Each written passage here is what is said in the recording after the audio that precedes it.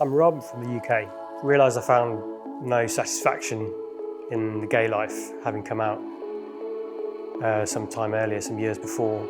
Wanted to explore possibility of moving away from that life and those feelings, and just wanted to know if it was possible. I'd heard about it, and so I investigated, went out looking. I wanted to find somebody, and I was lucky enough to find somebody who would be willing to offer me counselling in that area and just go on a journey of exploration with me, really, to see if that was a possibility. Deeply dissatisfied with the results of the gay life. I'd had hopes and what I thought were promises. People had told me what I could get in gay life. And I'd really gone into that for a couple of decades, and I just was totally and utterly disillusioned. Everything I'd hoped and wanted didn't happen. I was depressed.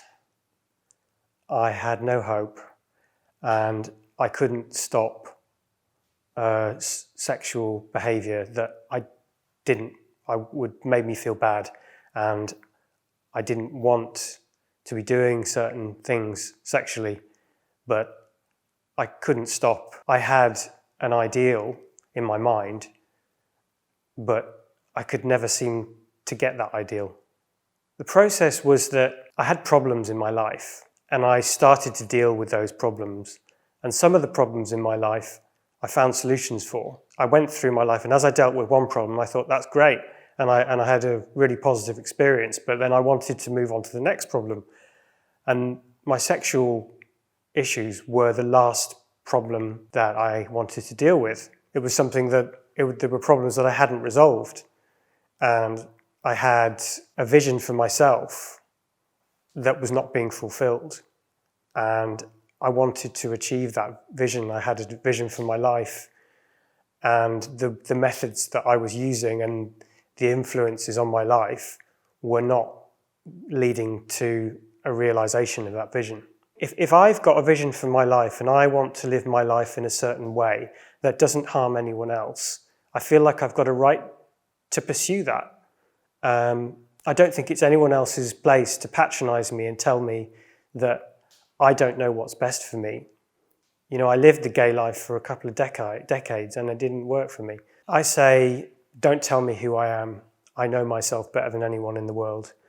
And I know what feelings I've had throughout the course of my life. And I know what things I've tried. And I know the intimate details of that. I have direct personal experience of things in my life that have been harmful, that have brought me misery. And ultimately, that's what the gay life gave me. And in seeking help to move away from that type of life, I've actually gained more freedom and peace. I don't know if society is really very homophobic. I don't really experience homophobia, but I don't really identify as a gay person, as a homosexual. I don't think that's what I am, so I don't really think it's relevant. I think that I am a man, and I've had attractions to females, and I've had attractions to men, and I have a direct experience of what both of those things are like. And I have decided, based on my extensive experience and extensive investigation into both, that I don't want to pursue the attractions to men. And I don't think it really has anything. I'm very lucky, you know, I have many good people in my life and they all accept me. So I don't really, homophobia, maybe society is, I don't know, it's not relevant to me. I don't think that living a gay life for 20 years is repressing myself. I think that's a fair investigation by anyone's standard of, you know, if I take an assessment. Politicians who want to ban therapeutic choice, I would say that my experience of therapy to help me go in a different direction sexually has been freeing and has helped me to move towards my dreams. And it has nothing to do with the type of therapy the NHS used to do up into the 1980s. It's nothing to do with the state-sponsored therapy that used to exist in this country, which was electrocuting people and injecting people with nauseating drugs. I have never, ever experienced anything like that type of therapy that the NHS used to do. The type of therapy that I've had has been kind, gentle, talking therapy, respecting me and following my goals and visions. I think it is possible to be indoctrinated in any direction. Everybody is influenced by different people in their lives. I have lived a lot, and I have experienced directly many different types of life and lifestyle. And I have come to the conclusion that I want to go in a certain direction. It's my freedom to choose what I want to do with my life. It's not hurting anyone else.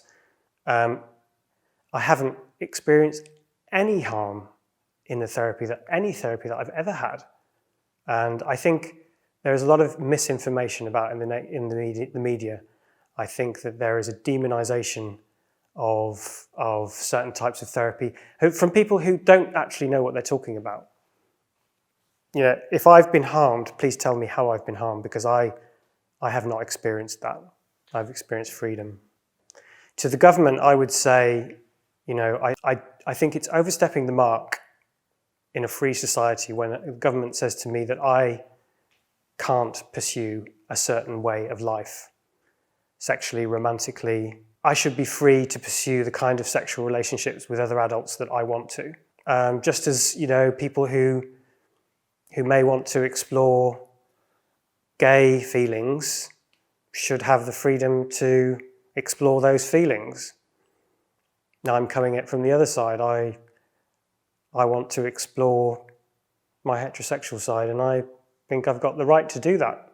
I had an instinctive feeling, and even when I was dating other guys, I had an inkling, and I talked about it openly with partners and with friends. And I'd always known that I craved male affection ever since I was young. And I think that there was some sort of deficit of male affection. Where I went looking, I didn't find what I was looking for. It didn't satisfy me. It made me depressed. My experience is that my story could be misinterpreted. People who haven't had my experiences won't understand.